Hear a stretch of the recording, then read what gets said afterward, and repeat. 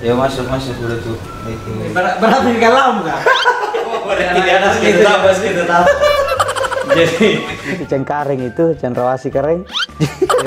Cengkareng. Jadi saya lahir nol dari lembaga dakwah Al-Islah sampai sekarang. Sampai sekarang. Iya. Banyak tong ini ku dengar terakhir Ayah Jasar ndak di Al-Islam ya.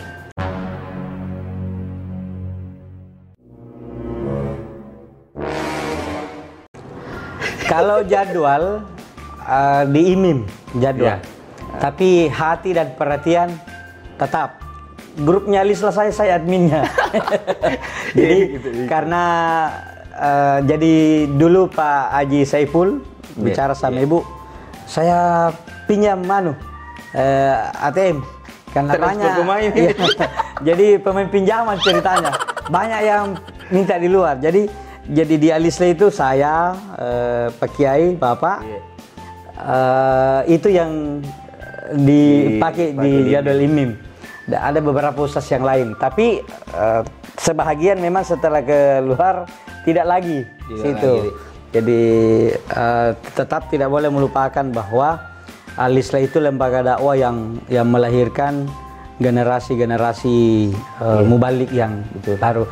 Saya selalu prinsip jangan pernah khawatir ceramah di lorong-lorong, karena kadang-kadang ceramah di lorong dari situ ada orang dari luar yang pas singgah di situ. Nah, jadi dari lorong lah kita mulai untuk bisa dikenal di luar. Karena kita singgung masalah ceramah ini, ada kemarin itu yang sempat pro kontra ceramah. Jadi saya sempat dihubungi sama beberapa teman ustadz-ustadz juga. Kenapa Jasar bahas begitu baru upload lagi di YouTube yang masuk neraka nanti termasuk ustadz-ustadz yang pasang tarif.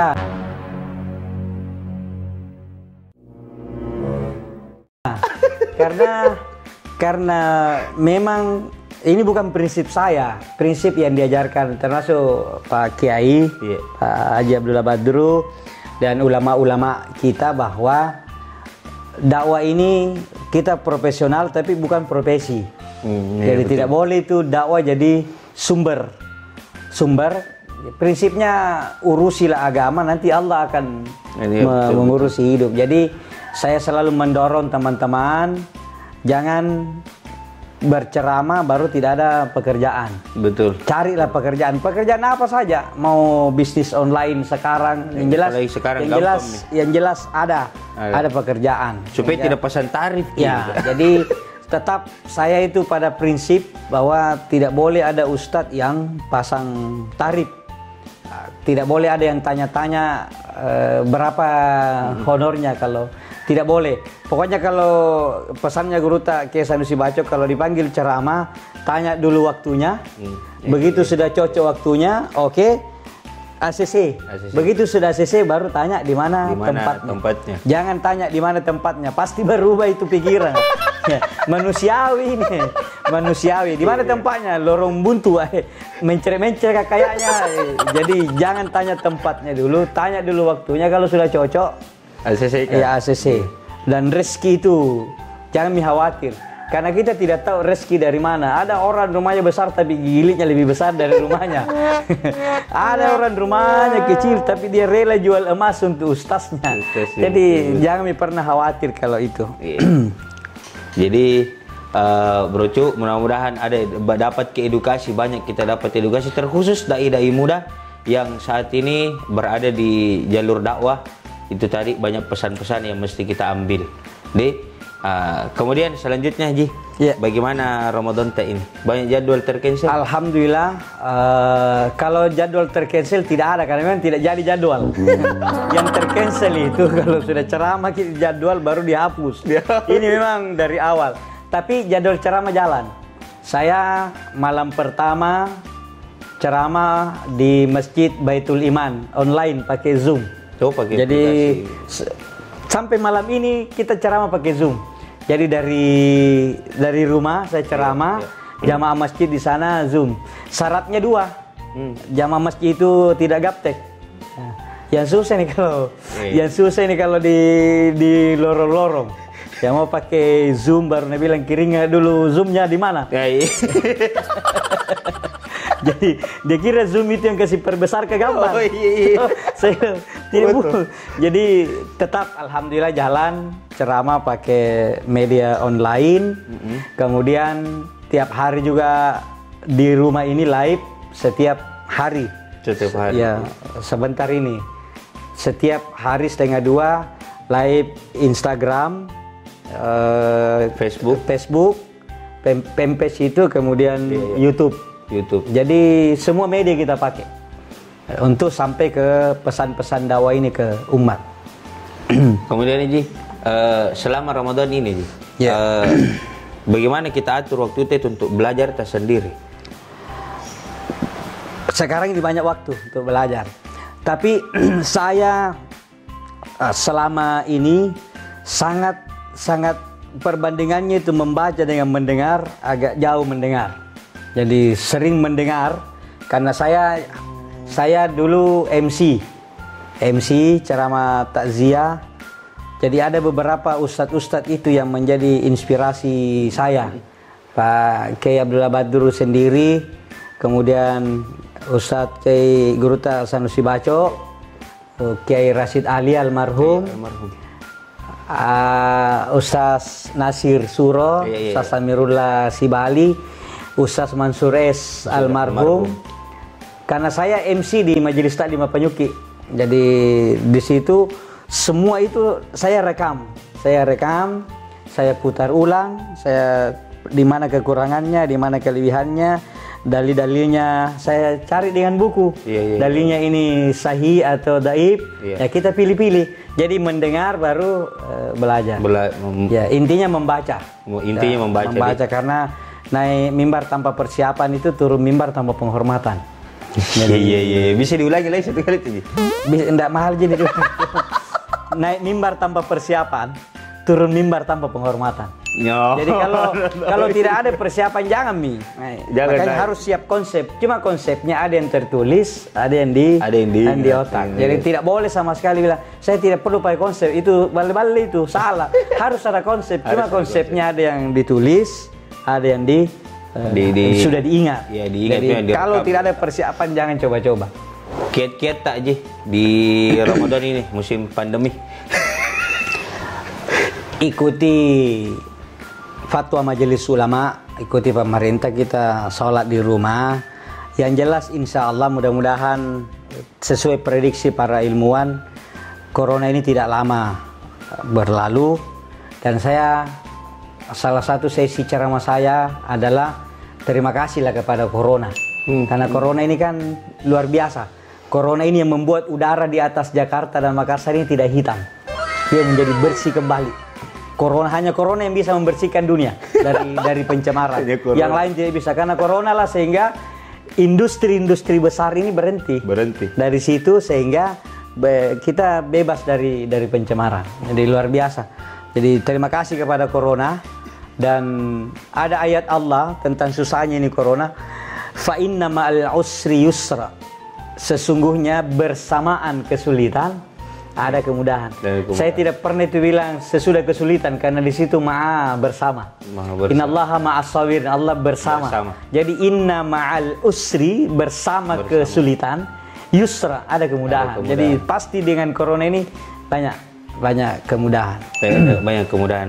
Mungkin salah satunya bisa kumpul dengan keluarga mungkin lebih lama. Ya. Saya juga jadi imam tarwih ini setiap malam. Selama ini tidak pernah, sekarang jadi akhirnya hafalan-hafalan diingat-ingat kembali. Terpaksa didaras kembali.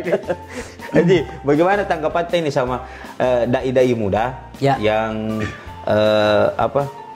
tanda kutip ini kan juga biasa kita bahas sama teman-teman ini di warkop yang mungkin penyebutan hurufnya, makhrajnya, ketika ia sebut dalil, sebut ayat, sebut hadis yang masih jauh dari. Ada imam masjid di Nurul Hidayah di Lete dulu, namanya Haji Kasim. Dia bilang itu khatib kalau salah baca ayat langsung tak galuncar ki peruna. Mules ki.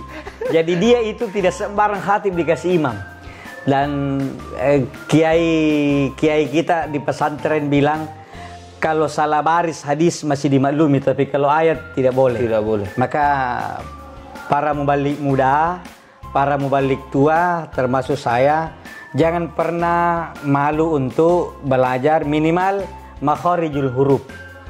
Kita jago ceramah tapi jangan malu belajar sama qari untuk memperbaiki bacaan. Betul. Ya, betul. apakah bahasa kerennya tahsin Al-Qur'an. Jadi belajarlah tahsin Al-Qur'an. Barangkali perlu ada waktu khusus sekali sepekan ustadz kumpul dan memanggil qari untuk membimbing tahsin. Sekaligus yang dia dapat dari ceramah itu reci-recinya kasih tahu mini karik kah. Iya tahu. Jadi berbagi, diajari tahsin dan dia jago ceramah. Tapi untuk apa ceramah kalau bilang alladzina isa asabathum. Jadi MC kapan? Jadi saya sehebat apapun penceramah, kalau sudah makhrajnya bacaannya salah, langsung tidak tertarik untuk mendengar, karena bagaimana dia mau bacaan Al-Qur'annya saya tidak bagus. Oke, terus yang kemudian Haji, bagaimana cara tak menyusun materi nih 30 hari di bulan Ramadan ini? Wah, luar biasa. Saya 3 hari rekaman di sini. Jadi satu hari itu 10 judul 7 menit, jalan terus. Jalan. Jadi selesai judul ceramah, istirahat. Saya tanya adik-adik kameramen, apa lagi mau dibahas? Kita belum bahas tentang ikhlas. Oh ya, lanjut. Langsung. Tapi itu kan dari membaca panjang, dari sudah ada di otak dari ceramah, kemudian tinggal dikembangkan dengan aktual. Ya, yang penting ceramahnya ilmiah. Ilmiah ini yang banyak salah paham orang. Betul. Ilmiah itu artinya ceramah yang mudah dipahami oleh orang meskipun bahasa sederhana. Ya, yang tidak ilmiah adalah ceramah yang sulit dipahami orang meskipun bahasanya ilmiah. Itu tidak ilmiah. Itu tidak ilmiah. Meskipun bahasa ilmiah, kalau sulit dipaham berarti itulah yang tidak ilmiah. Kan ilmiah itu artinya apa, bagaimana, yang short itu. Jadi apa, bagaimana, sampai orang mengetahui sampai orang lengkap. Paham. Itu namanya ilmiah. Maksudku, kalau kayak tadi, ini aja belum kita bahas masalah ikhlas, masalah niat. Tuh langsung jadi direkam, tidak disusun dulu. Kayak saya ini kan kususugi dulu. Tidak, kalau ini langsung, alhamdulillah. Ya, ini mungkin tidak ada sekolahnya ini. Itu yang penting jangan bilang ladun nih, bahaya. Ya, ada saja. Oh, jadi begitu. Jadi kalau niat bagus, ada saja, pasti ada ilmu. Jadi sama juga penceramah, jangan pernah bilang kayak anu ceramah. Siapapun ceramah pasti ada ilmu baru didapat. Coba dengar siapa saya ceramah, pasti ada saja ilmu baru. Meskipun saya ceramahku diulang, dijiplas 100%, tapi begitu didengar, oh ternyata ada tambahan yang kita dapat. Jadi itulah ilmu. Jadi terakhir tadi ada mungkin pesan-pesan untuk kita ini dai-dai muda.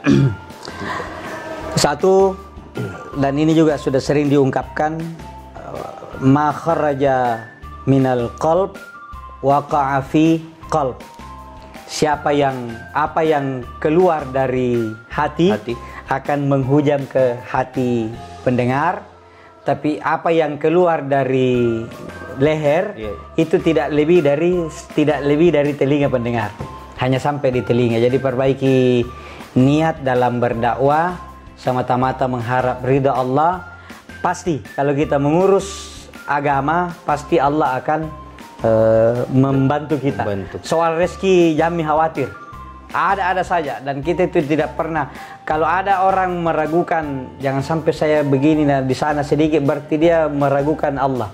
Karena Allah berarti dia meragukan, dia masih menggantungkan harapan sama. Bukan meragukan yang punya cara bukan, dia meragukan Allah. Jadi perbaiki niat dalam berdakwah, karena kalau niat kita bagus, insya Allah kan yang menggerakkan orang untuk banyaknya itu nomor handphone ustaz di teleponnya orang. Nah, ketika ada acara misalnya takziah hanya 3 malam. Kalau takziah masih mending. Kalau pengajian 1 ji atau acara hari besar 1 ji. Siapa yang menggerakkan tangannya untuk lebih Ustaz Icak mau saya telepon? Itu Allah, tidak mungkin yang lain. Jadi jangan pernah khawatir, perbaiki niat. Jadi semua rezeki, jodoh, kematian semua sudah diatur sama Allah. Jadi jangan kita takut. Oke, Bro Cuk, itu pesan-pesan pembicaraan kami bersama dai senior Haji Ashar Tamanggong. Tapi ngomong-ngomong ini foto tak, jadi nggak mirip kisah aslinya, nggak mirip kisah aslinya. Pemberian dari Ikatan Pemuda Nahdlatul Ulama Kota Makassar. Oh iya, Nahdlatul Ulama. Ibnu. Kasih materi di situ dan dikasih. Kalau mau syaratnya harus jadi materi dulu dan harus hafal kunut. Kalau tidak hafal kunut tidak bisa foto begini. Tidak bisa, harus kunut, nah bro, harus kunut. Oke. Jadi itu tadi bincang-bincang saya, sharing-sharing saya bersama Haji Ashar Tamanggong. Mudah-mudahan kita seluruhnya, terkhusus kita dai-dai muda, banyak mendapatkan pelajaran di dalamnya. Dan jangki ragu, jangki lupa, subscribe, nyalakan loncengnya, like and share sebanyak-banyaknya, share kepada teman tak, tata, datuta, opata, bapata, mamata, sepuputa, semuanya broju, supaya tambah semangat kita lagi bikin kontennya. Oke, saya Muhammad Irsyad Abdullah, wallahul muwaffiq ila aqwamit thariq, billahi taufiq wal islah. Assalamualaikum warahmatullahi wabarakatuh.